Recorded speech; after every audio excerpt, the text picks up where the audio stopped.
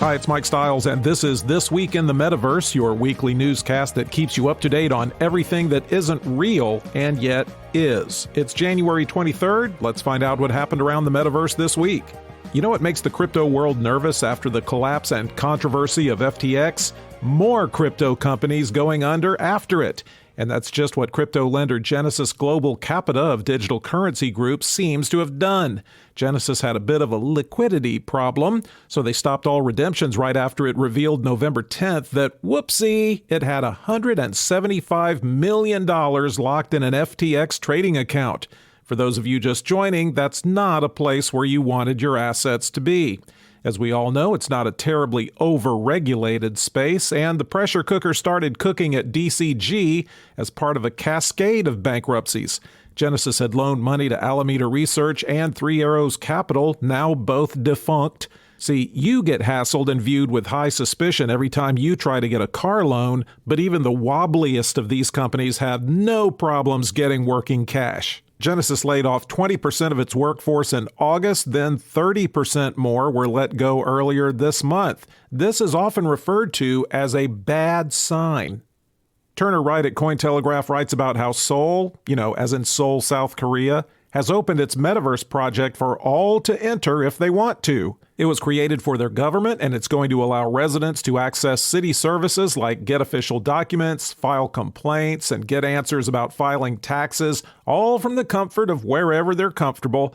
And this is just the first phase. It will keep growing into a place of communication for citizens of the city, and even let them virtually visit many of Seoul's attractions. I hear they have a nice zoo. Phase 1 cost the city the equivalent of $1.6 million American dollars. Phase 2 will focus on making Metaverse Seoul more accessible to seniors who can't always schlep around in person to government bureaucracies to get things done. And there should be plenty of takers since more than 17% of South Korea's population is over 65. The walk-in bathtub market is huge. Is this a surprising move? Not really, since South Korea has one of the fastest internet connectivity speeds in the world. The country has typically led in a lot of digital initiatives. If you're hearing thunder rumbling and seeing distant flashes of lightning, that could be either because a storm is coming or because Apple is getting ready to enter the metaverse space. The Digital Trend gave its take for Seeking Alpha on what that means for the company's stock prospects. Apple is apparently building an AR/VR headset that could roll out as early as spring. That means, like a lot of us, the company is pretty sure the metaverse is inevitable, and it's inevitable it will go mainstream with masses of users.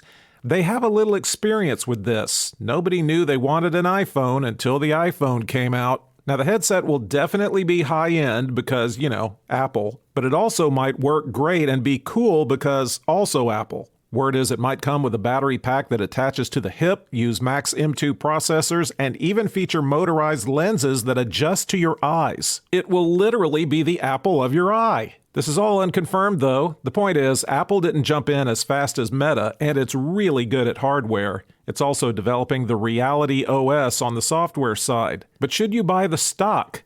I'm not going to tell you because I don't act as what's called a fiduciary. If you want to go to bed tonight feeling good about the cleanliness and sustainability of the world, Christian Encila at Bitcoinist has you covered. The annual carbon emissions of Dogecoin decreased by about 25% last year.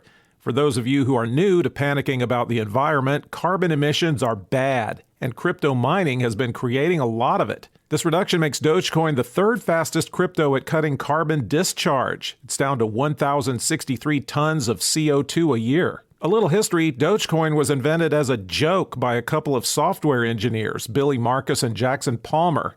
I have a feeling the same thing was true of the VW bug. Of the main currencies, it's the only one still using a proof-of-work blockchain, which isn't the most energy-efficient kind. But their carbon footprint is getting smaller, so that's a good thing, even though the entire industry continues to come under attack for being Earth hostile. Some analysts say as crypto grows more sustainable, global use will increase. Yeah, because that's what's holding people back from getting it. Who's going to truly adopt the metaverse first? Regular Joes like us or the industrial sector? Radhika Parashar at Gadgets 360 tells us the World Economic Forum seems to think it's the latter. Industry experts from that organization see metaverse tech achieving wide-scale industrial adoption before us consumers start bringing up the rear. Two particular aspects of it seem to be most appealing to industry: digital twinning and extended reality, or XR.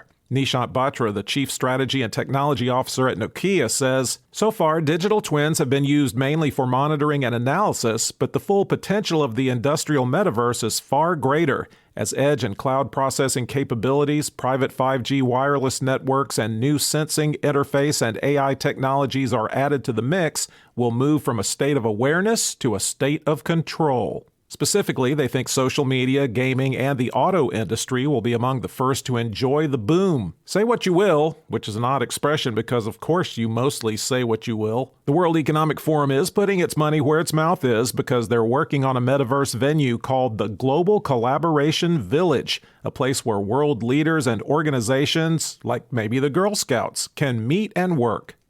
If you want to know what it's like to work in the metaverse, the best thing to do is ask the people who have already been forced to do so.